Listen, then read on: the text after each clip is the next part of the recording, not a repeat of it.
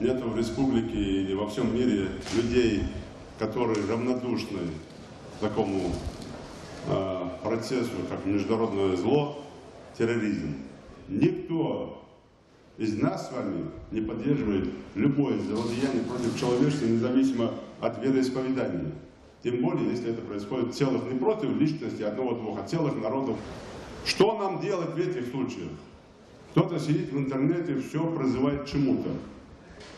Я хочу просто предостеречь этих ребят. Есть сегодня экстремизм и терроризм. Если вы пишете в интернете что-то, не призывайте к чему-то, чтобы вас завтра за это не привлекали к ответственности. Хотим мы этого, не хотим, вы все равно к этому идете.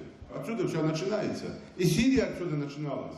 Но если мы сегодня видим такую несправедливость по отношению к целому народу, к нашим собратьям по вере, и этот митинг тоже, когда мы говорим против терроризма, против международного терроризма в Ингушетии, мы против и такого терроризма против целого народа, где бы это ни происходило, мы против.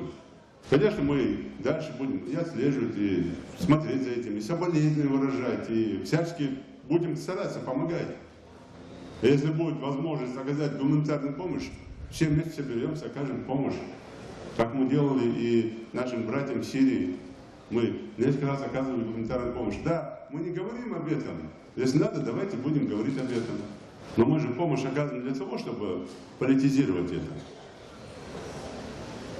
Как я слушаю священнослужителей, левая рука не должна знать, что делает правая рука, если ты милость не даешь. Так я понимаю.